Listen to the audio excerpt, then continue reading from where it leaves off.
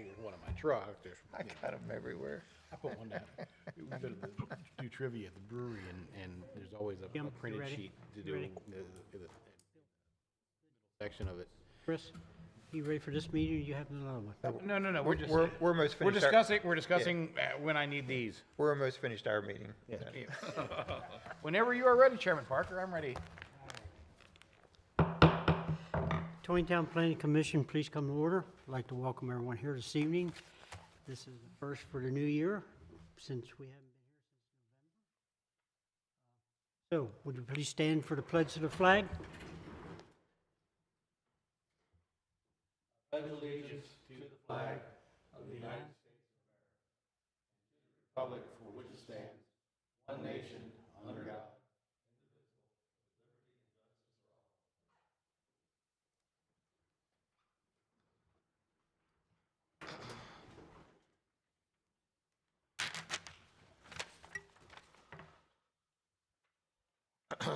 The records reflect that all members are present.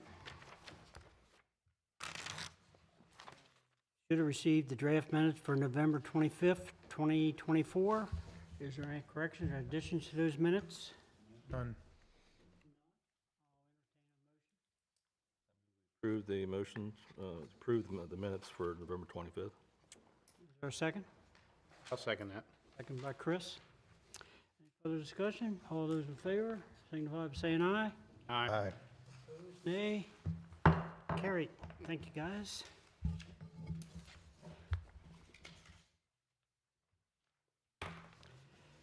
Jim, you want to lead us off on the City of Taneytown Annual Report, what we need to do here and so forth? Okay, Daryl, Jim, either one of you? thanks, sir. Jim, I'll take it if you don't mind. Okay. So, the annual report, this looks just like the one from last year, but the date has changed. This reflects our activity for the year 2024.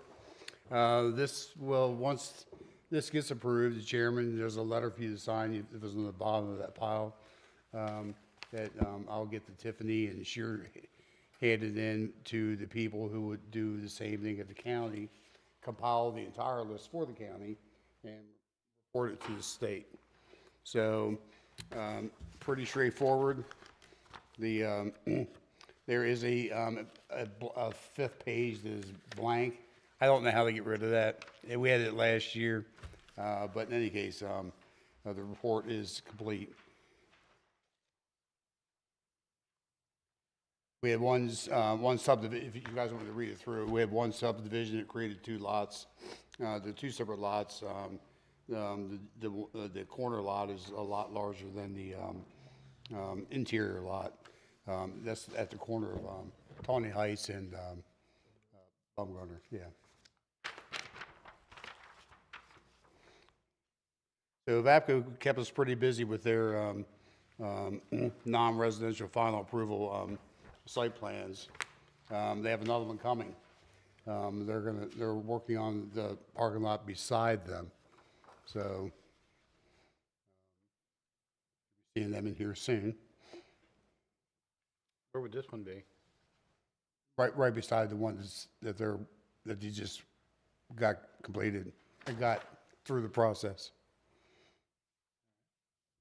Yeah. A little surprised by that, but it's good that they need it. So that will have to go through a Board of Zoning Appeals cases like the first one.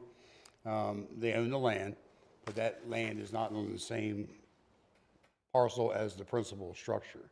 So that'll create a Board of Zoning Appeals. So I think they're hoping to come in here in February for a early March scenario for the BZA, then back to you guys. So the only thing new is in the two lots on 20 View, right? Yeah. Seems like we did a lot of work in it last year. Showed that we accomplished it. Comment on Tawny View, I think that would be one new lot, because it was one existing lot subdivided into two.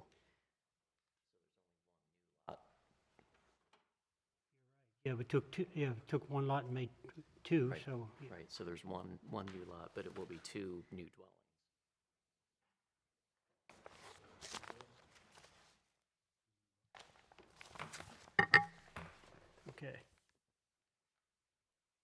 else, Daryl, on this? No, just as always, Lorraine has been very busy with the parks. The, I don't know if you all been able to see the tot lot that's been redone, across from the football field. Yeah, it's pretty nice, a lot of work. That looks nice. I mean, some of those things were on there when I was a kid. You know, remember the spring thing? That was just, every parent's nightmare. That's finally gone. Yeah, pretty straightforward, and I'll make that correction that Jim had, was so nice to, let us know about. So you're looking for a motion for approval to submit this to the county, right? Yes, sir. I'd like to make that a motion. I'm making a motion that we submit the annual report to the county. Second to that? Second by Bill. Other discussion?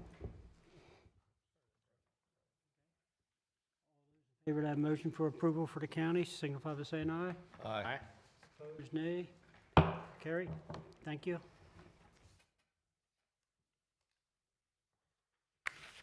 I'll sign this later. I'll do it later. Okay. Ordinance and agreement, none. Your report next, Daryl. So there's a lot going on in our city. We've had a lot of meetings with the developers of Mountain Brook and Garnet Ridge, trying to get things figured out, square away there. You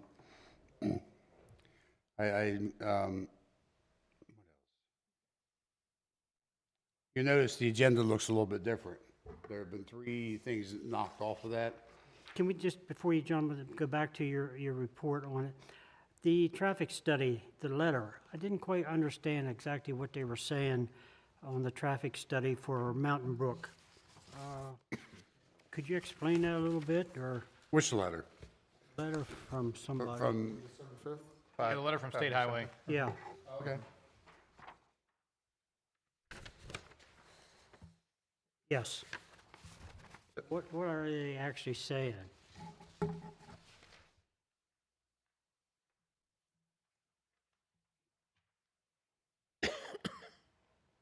Saying we should wait till we get, before we give any final approvals, till we get consensus from the state highway on both 140 and 194 entrance as being the second means of egress? Is that what they're saying?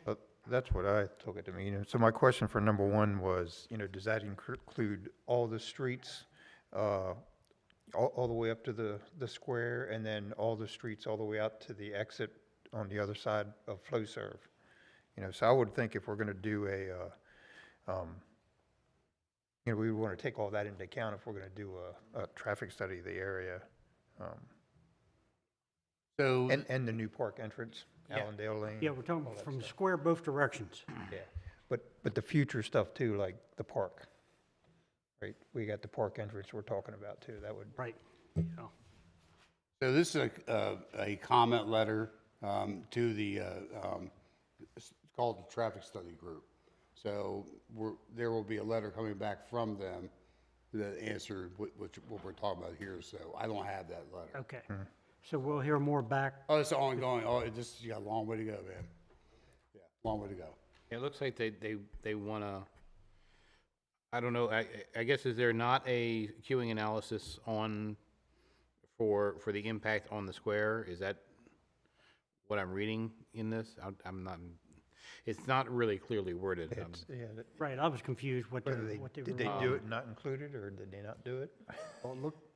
They revised the study to include a queuing analysis for both site accesses as well as the intersection. So did they not do a queuing analysis with the traffic study that they sent in?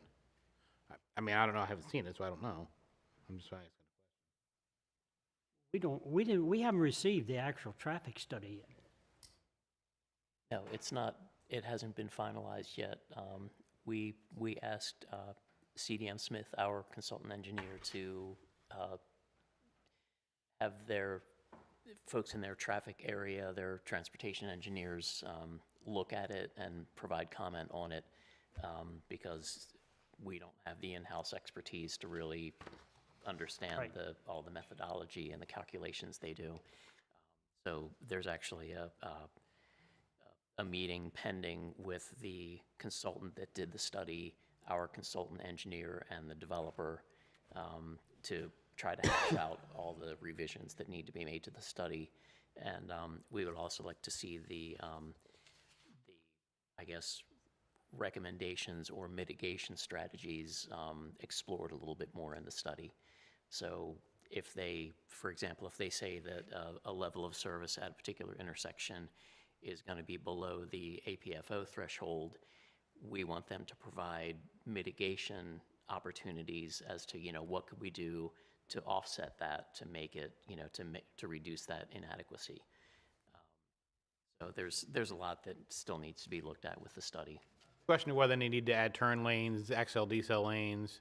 I know that State Highway is pending funding. They've talked about putting a arrow to turn left from East Baltimore Street onto Frederick Westbound- Street. Westbound 140. Right. Yeah. So do they need to account for that in the study, or because it's not there yet, not account for it? Or should they, look for both options? Right, that should be recognized in the study. It's not funded yet, but it's Right, moving through right, we're in through the process at we're on the list. SHA. That would be the same as like the park entrance, right? It's not there yet, but we're expecting it to be there. So the park entrance is a little bit different because that plan has not been approved yet. So when a study looks at background information like that, they're looking at what's been approved and could be recorded. For example, the only thing I think that was considered background when the study was kicked off was EVAPCO's office expansion project, because that had been approved already. All the other site plans, had not been approved. So they're not really considered as background information because they may or Jim, this impact study here, what's the timeline for that? And then what's going to happen once that part is going to be approved? Revise it again? Is that what happens? Just So, kind of explain that to It, me. I think it's going to depend largely on the timing of that project and when construction is planned and so on. We didn't require a traffic study for the park traffic. Okay. But certainly, yeah, that is I guess a factor, because, when soccer games wrap up, that's going to be a flood of traffic coming out, the two access points. Go ahead. So the way you described the park it's not approved yet, I got that, which is maybe unfortunate. But what about the exit past flow serve? That's not really approved yet. So you're saying that would not really be included? That was supposed to be part of the study also, as to, what the impact of that road connecting out to 140 would be, with, the hope being that they could demonstrate that with that, what they're calling Denali Boulevard being built all the way from 140 across to 194, that they could show some improvement in the way the intersection of 140 and 194 performs. I would think that would help them. So that It'd be was, to right, their so that was benefit supposed do to be that. projected in their analysis. Okay, I guess we'll be hearing Well, more, it's still a more work about in this. progress. Okay. All right. All right. Errol, I'm sorry, go ahead and move on with your next list.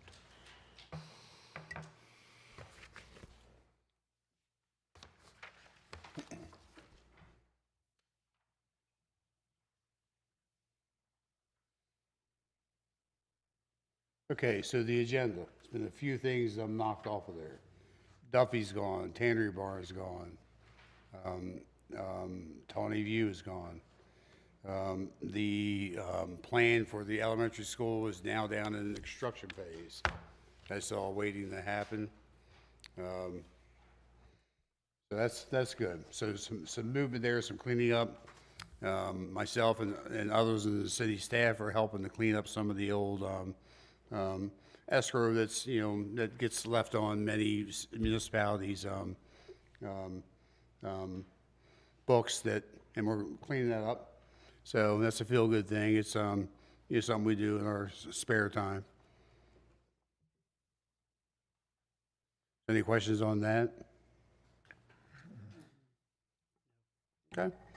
So, Major Mitchell and I have met with the Taneytown Collision, who will start doing the towing of vehicles that are on city property in streets. Not many towing companies will tow a vehicle without a key. All right. We have will. So we don't need a key in hand. We don't need it unlocked. Don't need it parked.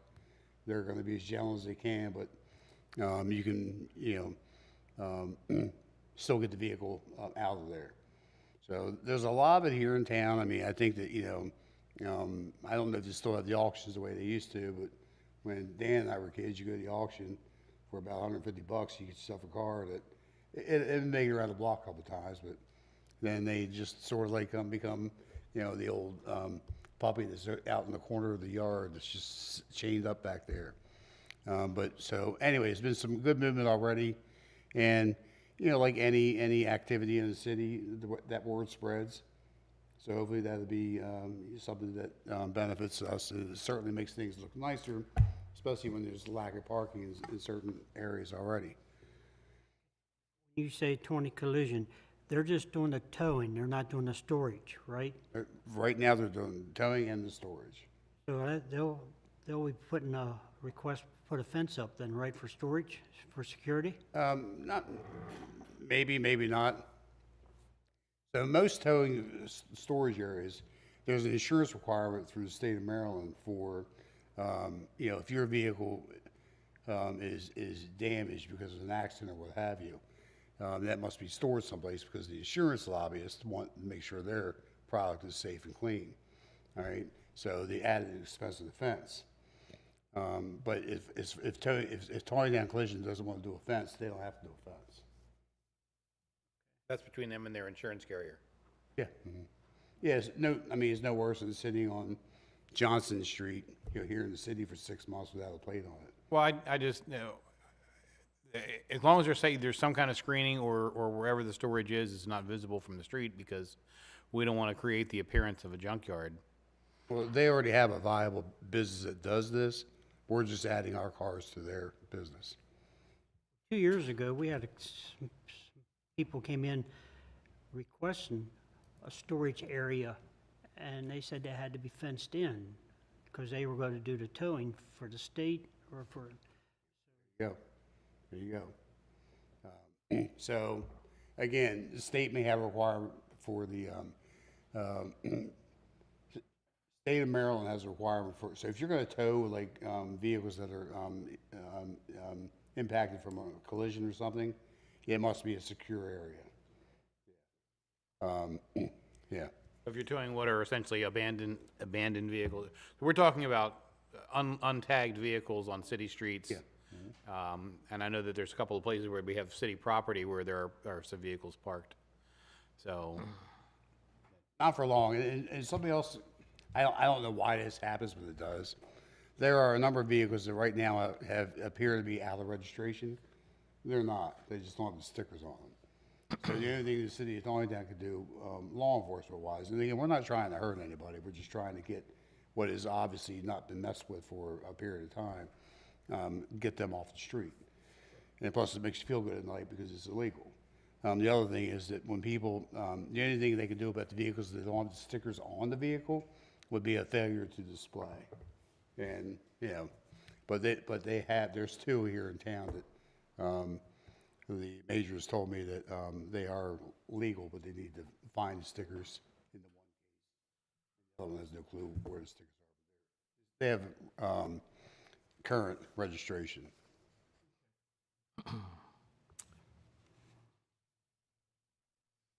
Been a lot of talk with the traffic impact studies about a number of things, like the letter that from SHA.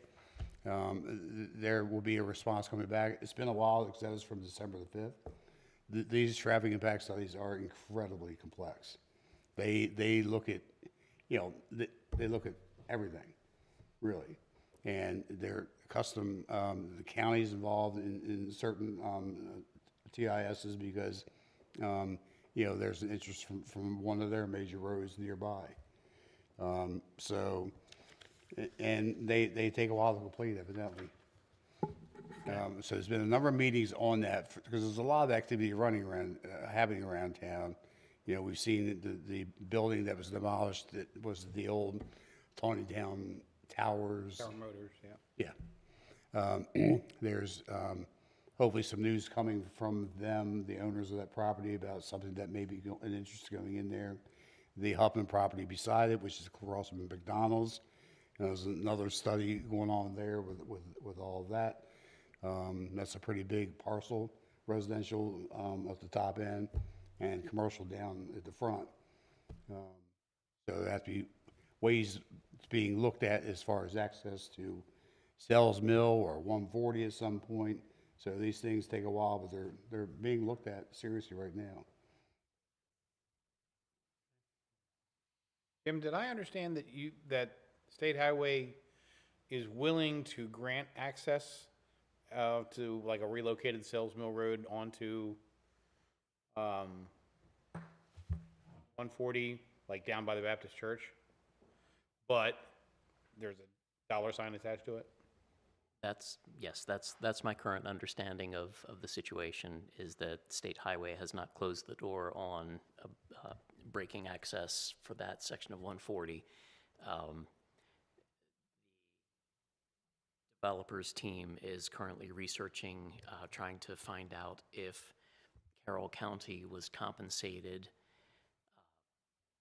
years ago when 140 was built, if Carroll County was paid, basically sold their access rights back to the state for the road.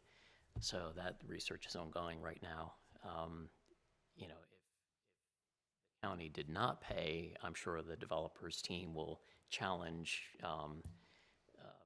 any invoice that, you know, or fee that State Highway might be looking for. But the warning of, you know, be prepared for sticker shock was floated. So buying the access rights back is not Not an inexpensive thing to not do. inexpensive. All right, Daryl? Okay.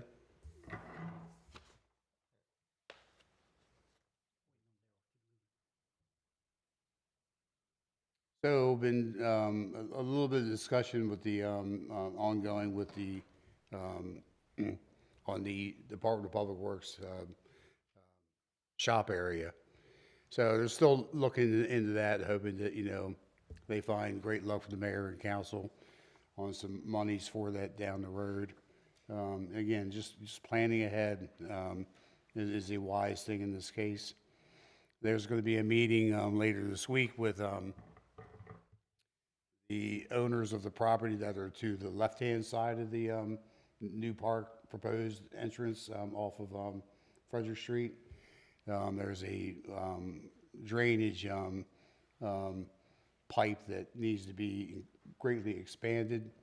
We'd like to meet with them to see what we can come to some type of agreement to go across their property instead of going around their property. So we'll have more information on that later. So that's good that we're moving down that way. This could save us a lot of money.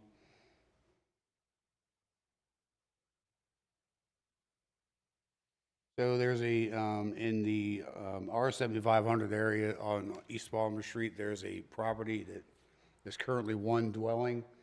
They want to do apartments, a total of 3 apartments in that building. We're working on that. That's my first one of these, so it's pretty interesting. It's very fascinating. It's expensive to them. Yeah, it's an investment, I guess. There- So, Any plans with the front part of that lot? sorry, Any plans with the front part of that lot? not at this point. Right now, it's left and right. Yeah.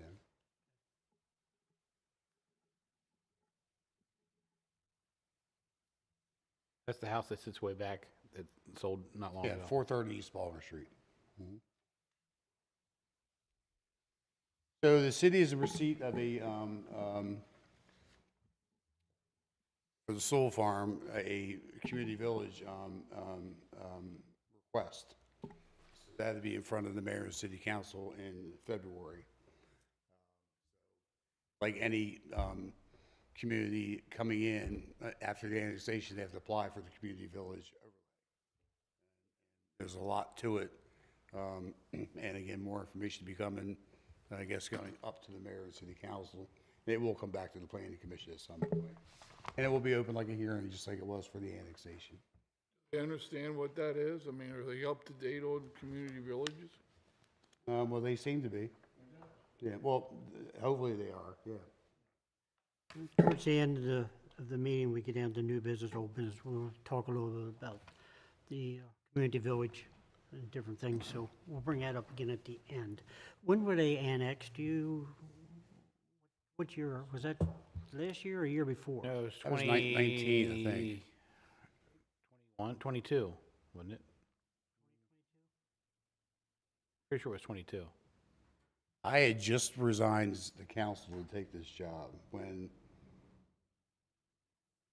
somewhere in that area, that was 20. Somewhere around 2022, okay. It was the former mayor and council that, Yeah. that voted on the annexation, so it's been more or less 2 years. All right. Continue on then, Daryl. And then one last item that is interesting, 3300 Harney Road. It's the old Alexandra home. Their septic system has failed. They can't, they have no option other than to hook up the city sewer. They're already on water. So to do that, though, we require them to be annexed in. Not uncommon, it's happened before here in the town. There may be others because there's 4 or 5 houses there that they're, one of them is probably in the same boat. But working on that so we are looking to, they've asked us because they cannot get sewage otherwise. As luck would have it, their house that week was going on under contract for a new buyer. So mayor or the city staff are working with Jay and CLSI to get that packet to the county to get that coming in. So the annex is not a bad thing. Okay. Got a question? Sir. So we're talking to Meads Crossing, Meadowbrook for the stormwater management and kind of the handoff to the city. So I think that's something that typically happens with a development, right? So you go through the development and it gets handed off to the city. Is that true or? Yeah, so you know, as far as like when the development's being handed over? Yes, right. So Meads Crossing and Meadowbrook stormwater management. So you guys are talking about the public works agreement. So Well, so this is one sort of like PWA by itself, Public Works Agreement by itself. So Meads and those two developments share some stormwater management. And so we're working on that because I think that I think Meadowbrook owned the majority of it, or it was built for Meadowbrook, and Meads is benefiting from it as well under an agreement. So I think that things have to be worked out on their end as to who's paying for what. But yeah, it's a measured, calculated thing, but they have to, I guess, figure out what they're going to do there. okay. Well, maybe it's what I was getting when I read that there. What I was thinking of, actually, when I read down below, we're going to talk about community village coming up. So what I was looking for, so we have retirement center out there. I can't think what it's called. Carol Vista. Carol Vista. And we have Meads that came in. They were both community village designations, correct? So are there like lessons learned? Is there an after action review? Is there anything that we would never do again? So I'm kind of like looking for stuff that you guys have learned that, that we don't want to do again, basically. So I don't know if there's anything like that besides what you have in your brain. Yeah, so on the stormwater management thing, so whereas an equally large development is not a community village, like Meads is. But no, I mean, that's the whole stormwater management part, that's totally separate, and doesn't matter community So, village or not. yeah, so I'll bring up the question later on when we Yeah, talk yeah, about yeah, community sounds good. village, about what we learn and don't want to do again. Thanks. Sure. That's it for me, sir, unless you have any questions. Are the stormwater management facilities in Meads Crossing the property of the homeowners association, or are they city property? The city's not taking them over yet. But they will be. They will be, yes.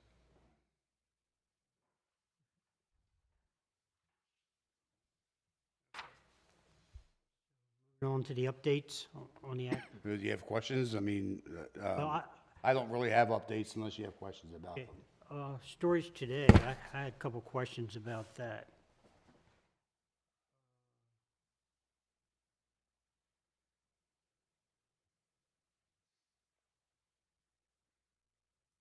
So they gave us the preliminary site plan, but we're not considering that in tonight's meeting. Actually, looking through the drawings, though, I didn't see any locations where the dumpsters were gonna be.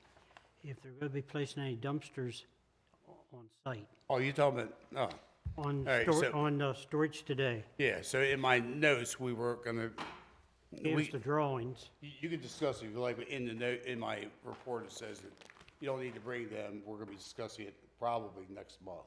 Okay, so then all my questions I'll hold for next month. It's up to you, sir. I'll hold them for next month.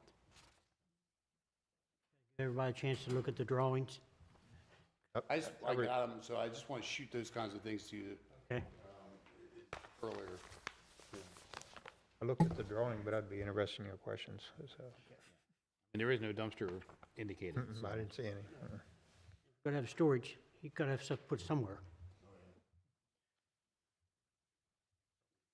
All right, Out along the fence. so any questions on the updates for Daryl? Good. Right, Storage does plan to come in next month. okay, we're on to Jay for legal updates. Jay, welcome. Welcome, good evening, everybody. Good evening. I only have a couple brief things because things are in so much flux. It deals with the Mountain Brook property.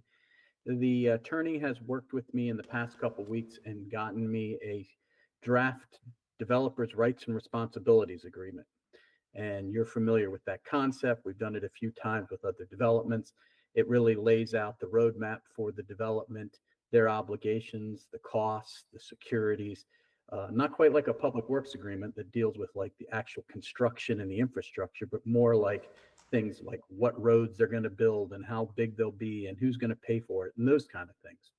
So they got us a draft because they are really excited about trying to get the project moving, and they actually want the city to process this draft as soon as it possibly can. The process is the city staff has to make sure it's okay, so we haven't done that. And then it needs to go to the mayor and council, and they need to introduce it kind of like an ordinance would be, so it's publicly available. And then it goes to you all for a review, and your review and hearing basically is to see whether the contents are consistent with the master plan. And then it goes back to the council for another hearing and approval or denial. So you can see it's quite a lengthy process. The issue, of course, we face is that there's no point in waiting to the end of the process to get the things in it that you want or the things that you don't want. You want to try to get all that done up front so everyone knows what's going on. And obviously you have a lot of moving parts, as Daryl said. You have the state highway situation and the access, the state highways letter on traffic, the town's plans on what we want to do for the bypass. The developer has their own ideas of how they want to do things. And from sitting in on your meetings for the past several months, you have some ideas. And right now, I'm the only one at the city that has fully digested the agreement. I've shared it with the staff, and we're going to have a meeting sometime this week. But everybody doesn't seem to be on the same page. I guess that's basically my concern.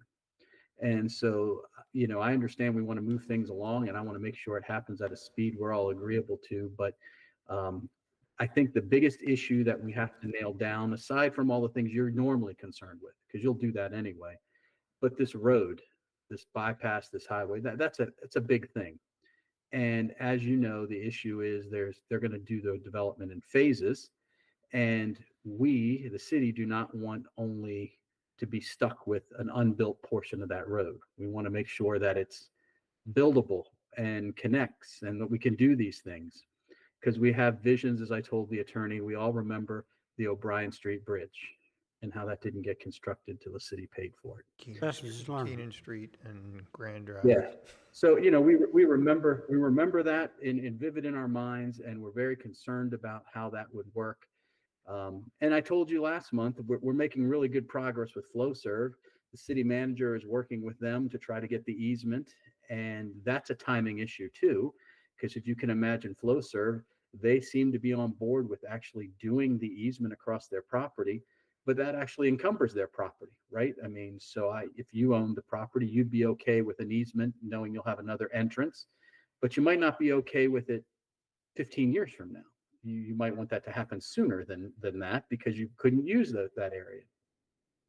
And so what I'm saying by laying all these facts out for you is this is a very, very complicated issue that the developer wants to see resolved in the very near future.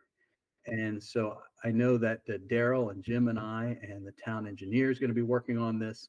But you all also need to be brought into the loop, because what I would hate to happen is it comes to you all for a hearing and you say, this isn't even close to what we think we want. You know, again, it's the mayor and council who are doing this agreement, but the law says the planning commission is supposed to have a role in it. So I was going to propose that once the staff sees the agreement and goes through and kind of makes the first cut of it, that we would then circulate it to you along with the mayor and council, so everybody can see it at the same time, and you can shoot your concerns through Councilman Tillman and vice versa, so that the mayor and council and planning commission are all hopefully on the same page. Reasonable, So, yeah. have there been timelines suggested anywhere along through this process in terms of the construction timeline? They have not talked about construction at all. In the agreement, they were talking about the adoption timeline, and in their hope would be to have this DARA that I'm talking about adopted in March. That seemed realistic back in November. It doesn't seem realistic now, you know, with February being next week. So, you know, if March is their original goal, then maybe April is what their goal is at that point. There's a lot of things that have to happen. And, you know, I'm usually the Chicken Little telling you the sky is falling. That's what you pay me for. But in this situation, there has to be a lot of strategic issues because, you know, quite frankly, you're not going to give them approval for the entire development. And they need approval for a majority of their development to build the road. So we're going to have some cooperation on this to make it happen. Comments? Bill? Jake, can you formalize this in a set of steps and distribute it out to us and to us council, so that we have an idea what everybody knows what they're facing, and then try to get us the the actual agreements to read through as soon as we can get them, obviously. Yeah, I think that's the best thing. I know that we're having a meeting with the staff this week at some point in time to talk about the city's position, since the staff we just got all these things last week from them. So, I mean, that's how recent it is. And then we wanted to have a joint meeting with the city staff and the developer staff to kind of go over what we're calling the big ticket items. Nobody's going to make a fuss about the typesetting and the things in the agreement. We're talking about the big things that are deal breakers. And I think once we have that out on the table, that's the time where we should be able to give you a memo saying, these are the things you need to consider and you can already imagine, I mean, I hope I'm conveying this. It's probably going to have to be a give and take. And that's the concern. And my big worry, because that's what I do, I worry for you, is that it's not just us and them making this deal. There's this other player, State Highway, that has a big impact on this deal, and they're not party to any of this. So So yes, Councilman Tillman, I will make that happen. I want everybody to be knowledgeable of what we need to do. Jay, Yes. hey, I might be repeating what Chris already brought up, but what's the term that the developer put out there, the very near future? What do you mean by that?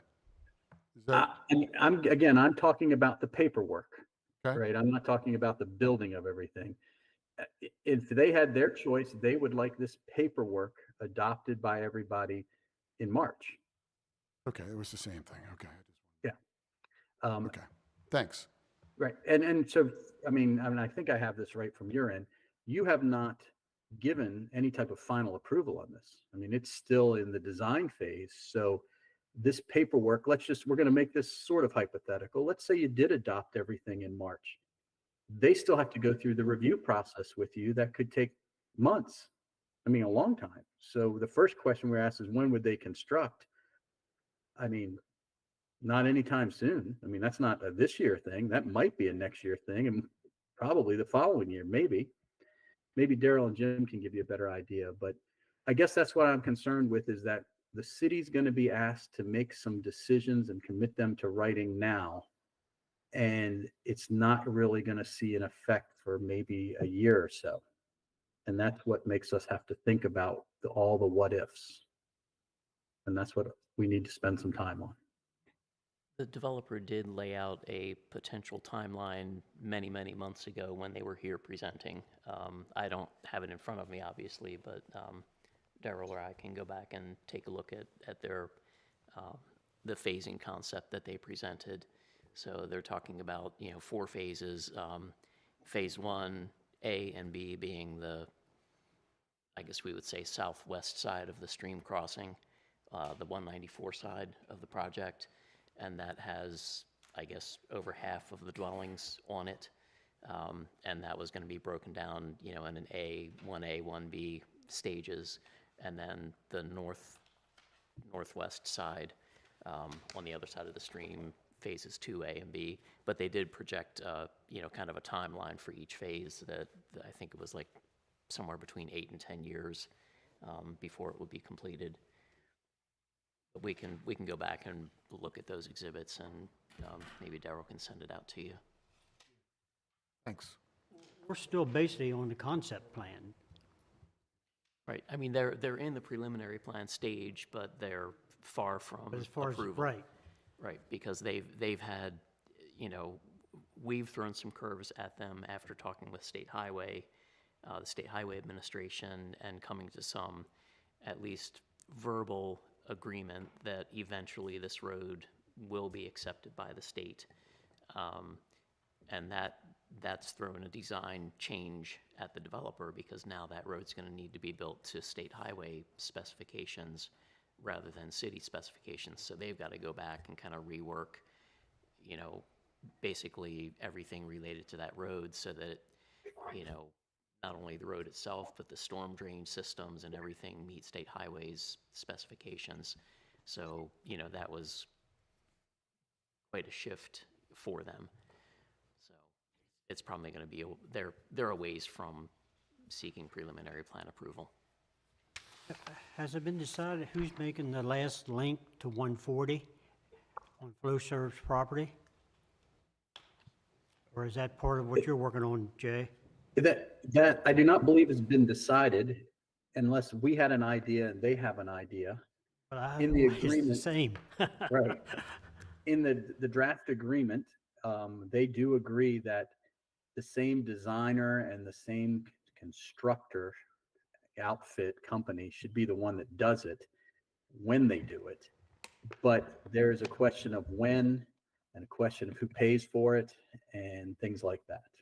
And that's why I call them big ticket items, because this then plays into the role, just as the city manager just said, when something's designed to state highway specs, it costs more to build, right? Because they're more beefier roads. And the question that is going to be raised is, well, who is paying for that? The extras. I'll make it up. If a normal road takes 6 inches of asphalt, but a state highway takes 12 inches of asphalt, who's paying for the difference? So you can see with these question marks still in the air, there is a lot of ground to cover.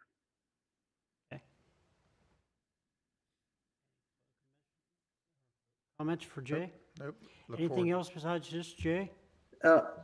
Just to tell you about the annexations, Daryl touched on them real briefly. The one thing that we have to do before any annexation is we do an annexation agreement, which basically gets their consent.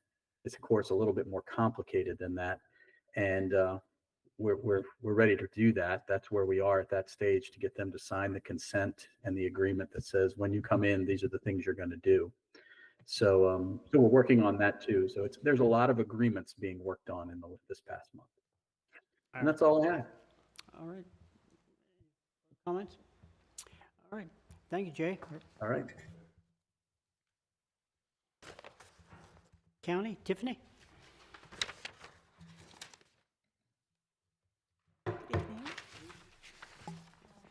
Evening, we have water sewer master plan fall amendments, which Taneytown did not have a fall amendment. Will be going to public hearing on the 30th, and then the spring amendment cycle closes on February 1st. The housing study, we just received it. That's going to go online on the housing study website, as well as the carroll2035.org website.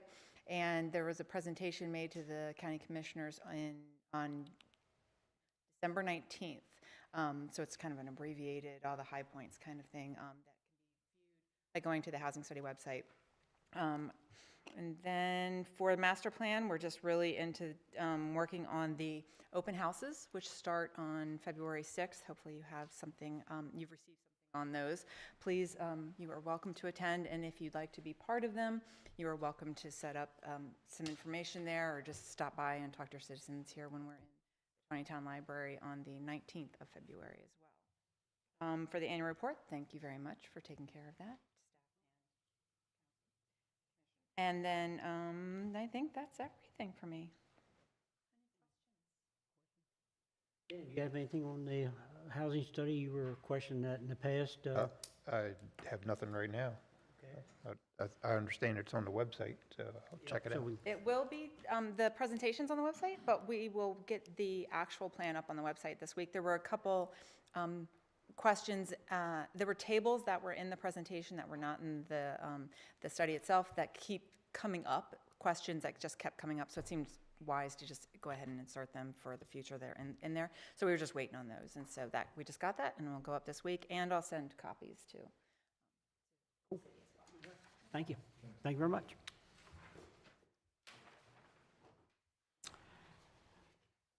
Old business, old business.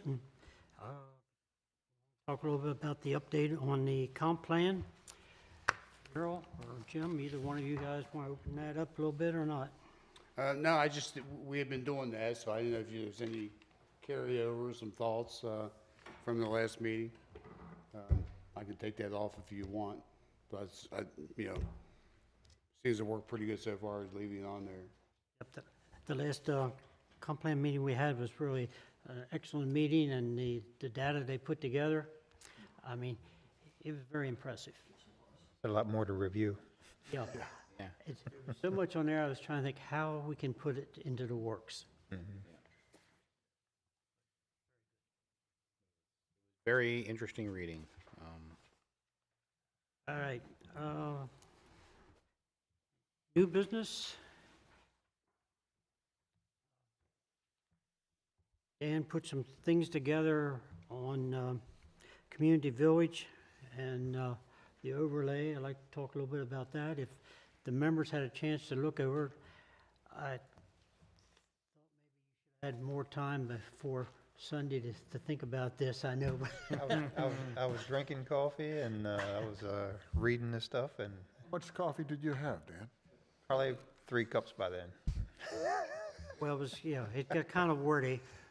Well, So, all right, so if you want to start us off, and I don't know if we're going to take the whole time this evening to go through the whole thing, but I would like to go through some sections of it, and you lead off. well, I And mean, we'll go you from can pick the sections if you want. I mean, I'm perfectly fine. I mean, I didn't, there was no proofreading. I just started typing, so All right. Not ready for public consumption, really, just you guys. All right. Anybody want to start off with any particular comments? Well, so, Dan, can I make a statement? Sure. Your point on the townhouses when it comes to a community village being various types of housing, that type of thing, it sort of resonated with me when I've read it, that I think I really do agree when it comes to townhomes. A lot of people don't buy a townhome for their forever home.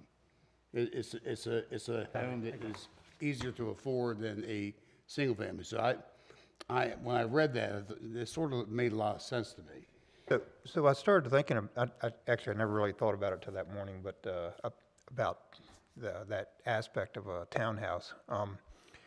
So when I was thinking about trying to put into rating what a small town is, that's when I started to think about, Jim said the other day, hey, I got in trouble over here, and by the time I got home, my dad already knew about it. Well, that happened to me a lot. So anyway, I think what makes a small town feel, if that's what we want to have, I think a small town feel requires people to be in town for a certain amount of time. So I don't know if it's 5 years or 10 years, but you have to be there and you have to do things in the town.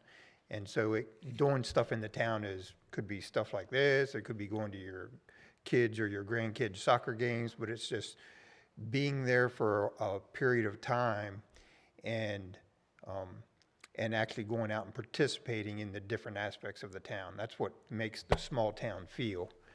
And so the key to that for me was that, well, you can't do it in 2 years. You got to be here for a while. And so when I started thinking about the townhomes, typically, I looked at them when I was young too, and I said, well, hey, I'm going to buy this house, and then I'm going to sell it and, build the house that I really want, So I think not everyone, I mean, of course, there's a lot of people that buy a townhouse with the intention of moving as soon as they save enough money to go buy another house. So I'm not saying that's a bad thing, but I'm just saying if we want to help a small town feel, maybe we want to make people want to stay here longer.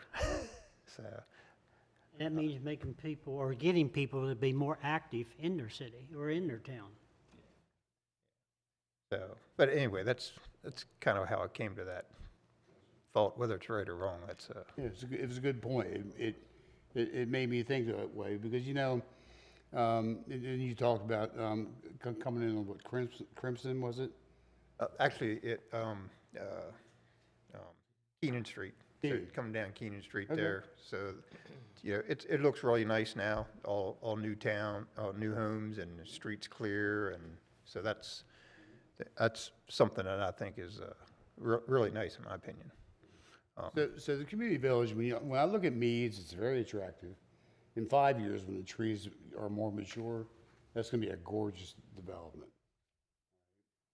So the community village has a few things. I mean, the lessened amount of infrastructure it can't be any more important than that right there, Jess, because What? I'm sorry? the infrastructure. Infrastructure. Sure, yeah, less The sewers and Yeah. everything else. so it's fascinating. Jim, you're going to help me out on Yeah. this. Well, I definitely. I mean, I don't need to see the numbers. I believe that you put stuff closer together, your pipes Yeah. are shorter. What is it? The front line assessment, the assessment for like the water and like what Meads did. Oh, yeah, I think Meadowbrook and Meads Crossing have I don't know if it's a front foot assessment or Yes. they have like a sewer or maybe even stormwater benefit assessment that the residents pay ongoing. Yeah, so It is that- helps reimburse the developer for their investment in that infrastructure, but a lot of water and sewer providers, though, also charge a fee based on the size of the water line or sewer line serving the property, so that they have regardless of usage, they have a steady revenue stream coming in that they can put aside for maintenance rather than like ongoing operations. So that, if I've got the city accepts, say, 5,000 feet of 8-inch water main, we would say, okay, it costs us this much to replace, 8-inch water main per linear foot. The life expectancy of this ductile iron water main is X. So that's going to be, for us to be able to replace it when the time comes, we need to charge each household so much per linear foot, and it'll be based on how many linear feet each house has. And then that gets collected, each quarter with the water and sewer bill. But it doesn't pay for the day-to-day operation of the system. It's put away and saved up for the eventual replacement of that infrastructure. So when we try to compare water and sewer rates with other municipalities around the county, it's very challenging to do because everybody does it a little differently. I think it'd be safe to say that we are becoming in the minority of just charging strictly based on usage with no kind of base fee or anything like that. So at any rate, so that's one way that some developers as well as local governments are trying to cover costs for that infrastructure.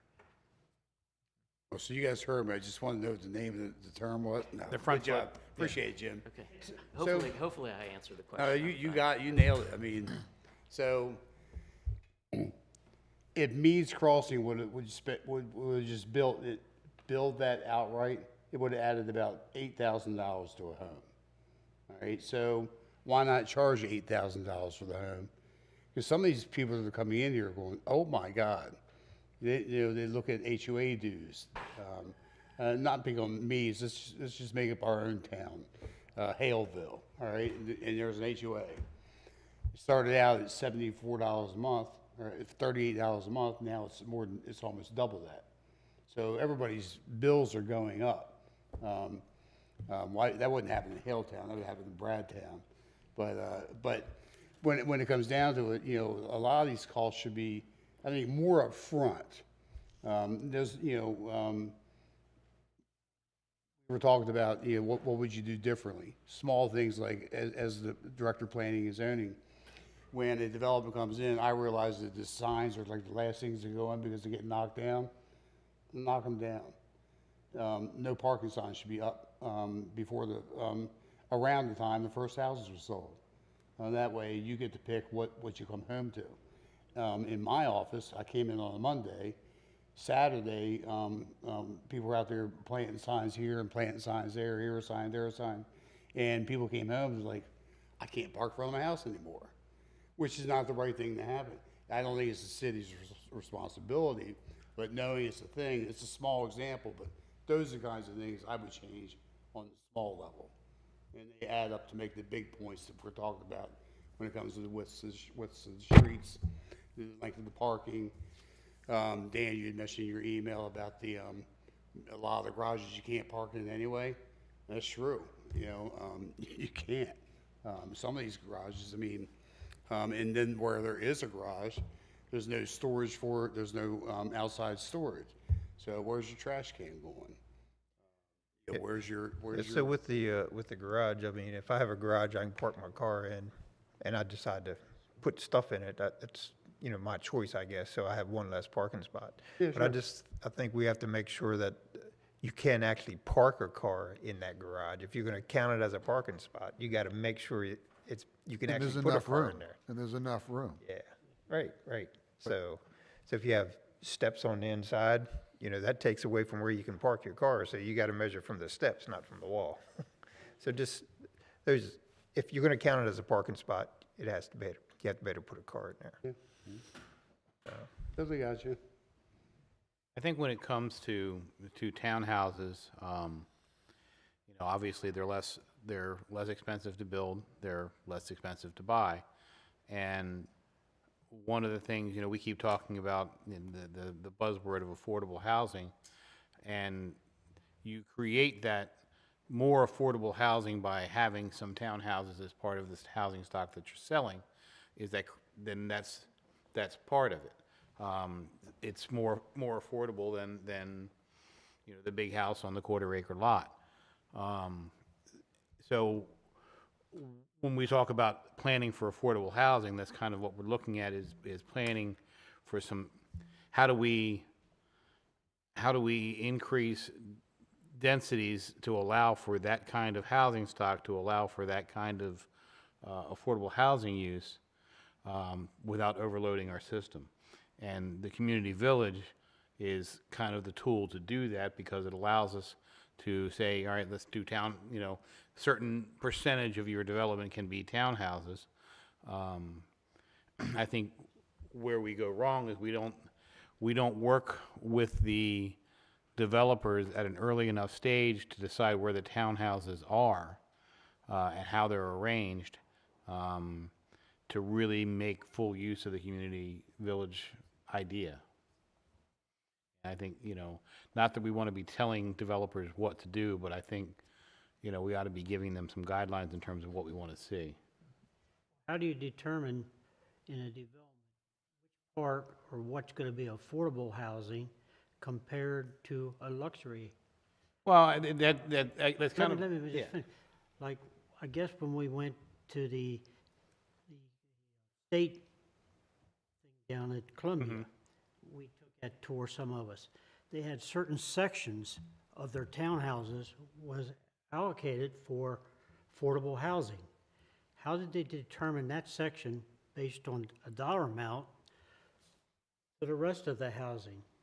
Well, some of the, Based on your income, or was it Well, based some- on the right. value of all the properties there? they may have taken a section and said, we're going to make this area here and this area over here, and we're going to have those as income-based in order to get the tax credits. Because when you're talking about a development that big, the tax credits really mean something there. So, you know, that whole business of income-based tax credits for developments and you know, for income-based housing rates, there's a lot to that, and I don't begin to understand it, or you know, but I know I understand generally how it works, but I don't understand all the mechanisms of it and who gets what out of it. Obviously, that, you know, it must be worthwhile to do, but even if it isn't an economical or a financial thing to do, getting directive from on high at the state to say that we have to do it. So we can't continue to just build out quarter-acre lots on big pieces of ground, because then we're not doing anything in that regard toward creating, you know. Yeah, so I think I have a hard, I kind of get choked up every time I call a $400,000 townhome affordable. So, And relative to a $600,000 single family, you know. It's so the thing just because you have a quarter-acre lot doesn't mean you have to put a big house on it.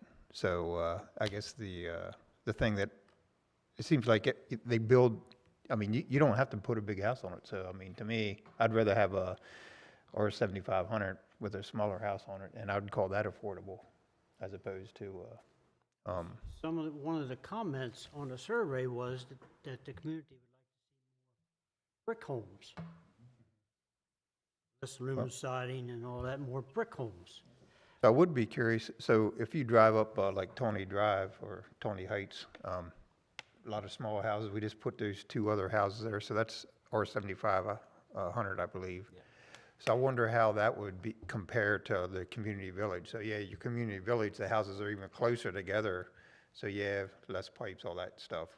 But R75, they're, in my opinion, they have yards, they have small houses, and you know, it's not spread out like a R10,000. So I think that would be a good option, really. Well, I have a big question here. If the statement down here that you feel that the fire and EMS cannot handle this community, looking at a damn thing. Well, it's not being fair to the people, and we're putting them in a dangerous situation, if that's a true statement. So I think that is, it is my opinion. Okay. I do believe it is written in the latest, I can't remember what they call the report for the county. There's concurrency management Yes, report. yes, it is stated in there that it's an issue for Taneytown. Well, then we shouldn't be looking at anything until that issue gets taken care of, because we're putting people in a dangerous situation. I don't know, Jim, I'm not sure where the APFO comes into consideration. You know, should we be quashing preliminary plans based on APFO? That measurement does come into play during the preliminary plan stage. We usually don't do the APFO tests until we're approaching the approval point for them because, a plan might be in the preliminary plan stage for a year and a half. So if we do the APFO at the beginning of it, by the time it's ready for approval, those numbers may all have changed. So and this will be Daryl's first rodeo with a major subdivision. But, I like to wait until we're close to that approval point so the numbers are, valid when we're getting ready to vote to approve it. And, something that is part of the APFO segment of both the site development plan and subdivision regs is, that something may be inadequate today, and I think that's what we would find, like with water and sewer, for example. Well, water, for example, we don't have recharge to be able to pump our wells, to what they're capable of doing. So right now, we don't have water for Mountain Brook Farm or the Hoffman property or Sewell, but we're working on developing that capacity so that by the time they're ready for approval, we will have the capacity to serve them.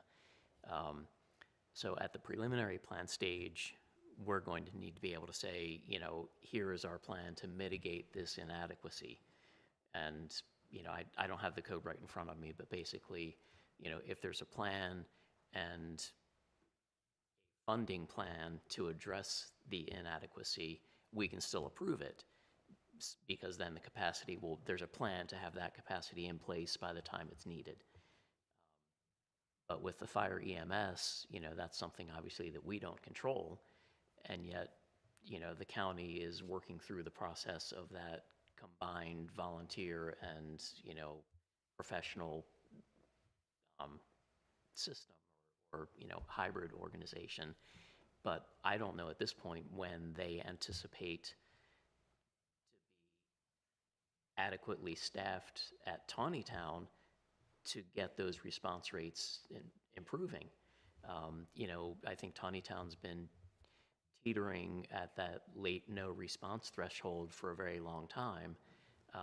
And something I would like to do that I guess technically would take a code revision is because sometimes the department is not particularly responsive when we send out certification forms for the APFO, that maybe we have, and I don't know if it would be the fire chief, Chief Robinson at Carroll County, be the one to complete the APFO questionnaire for us, or if there might be, the Carroll County Volunteer Services, group.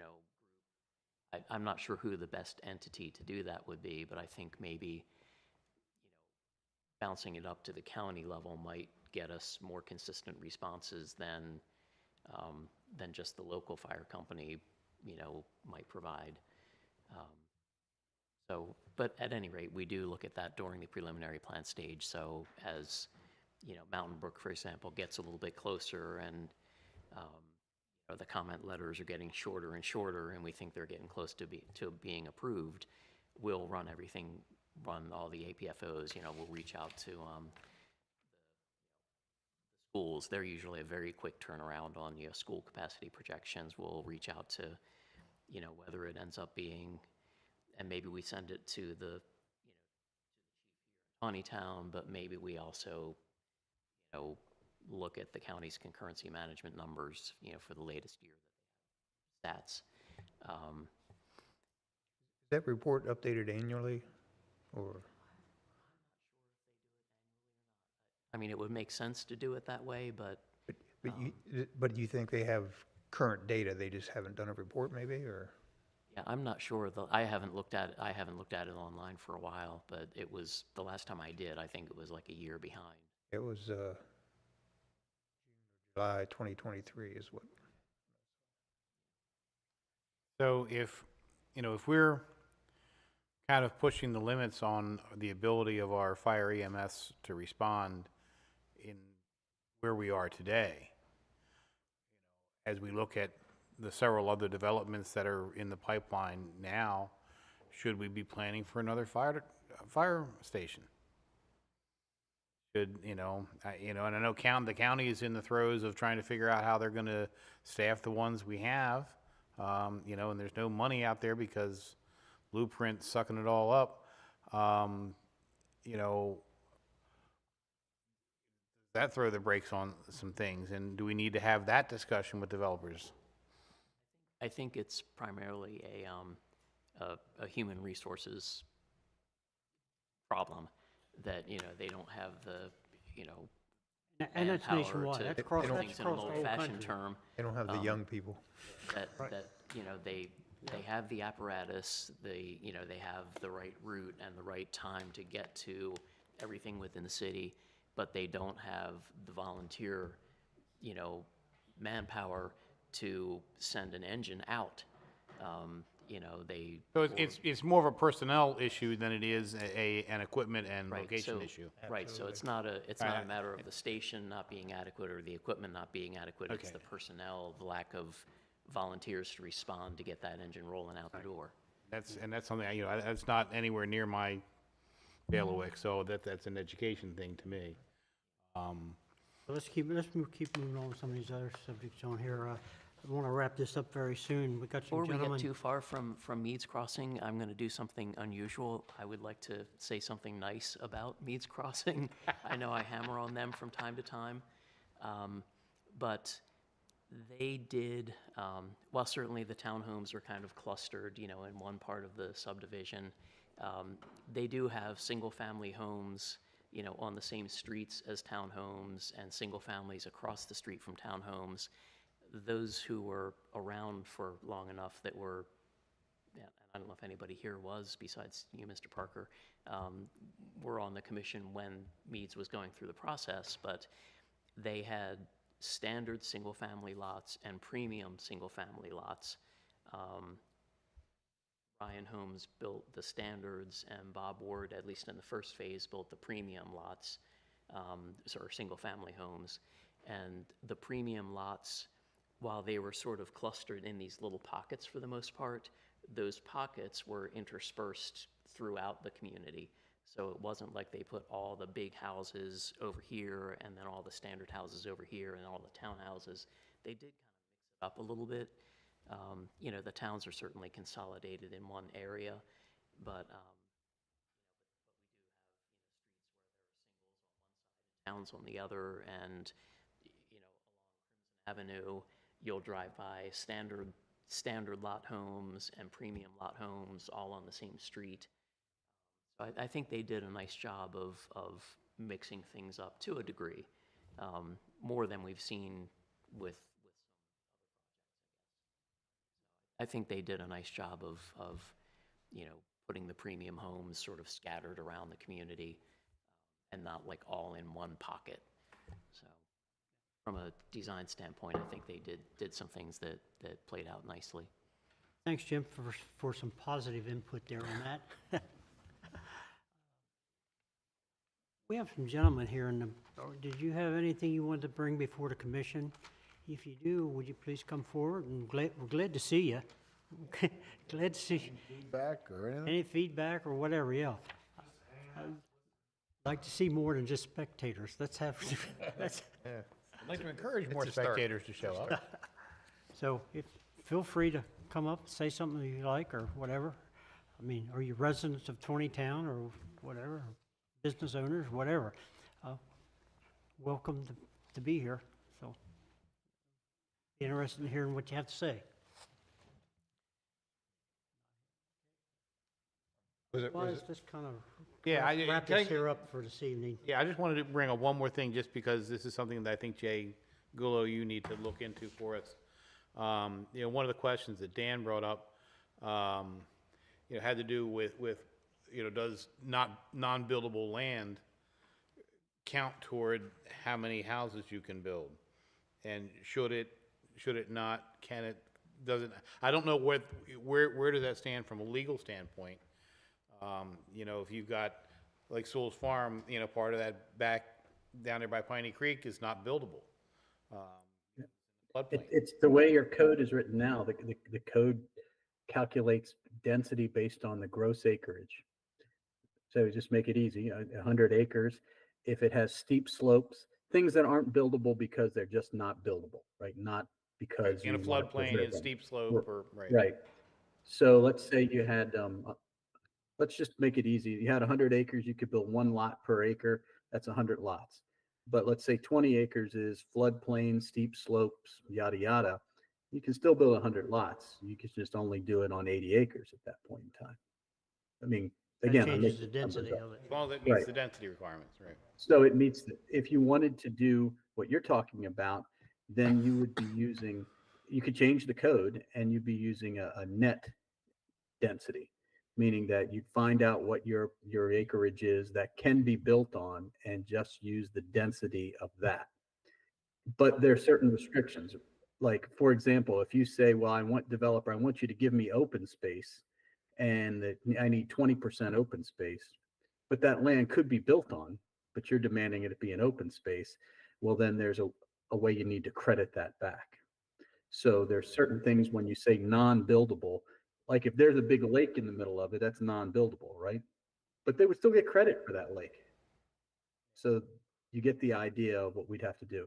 So your our, just to interrupt you, I was just saying, our code currently says gross acreage no matter what it is.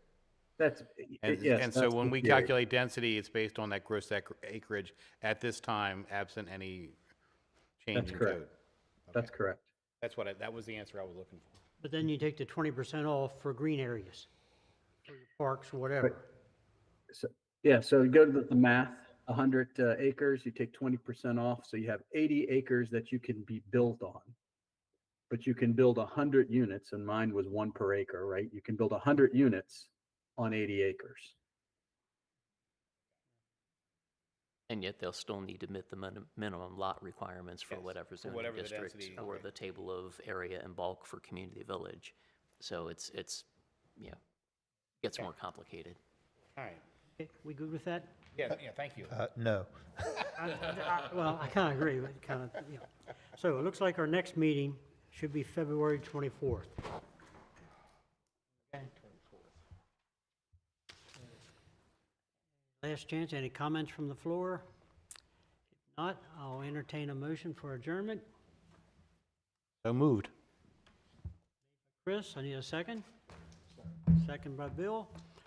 All in favor, signify by saying aye. Aye. Opposed, nay. Carried. Thank you very much. Save your papers for next month. We'll pick up any other things we want to talk about. I'm sure there's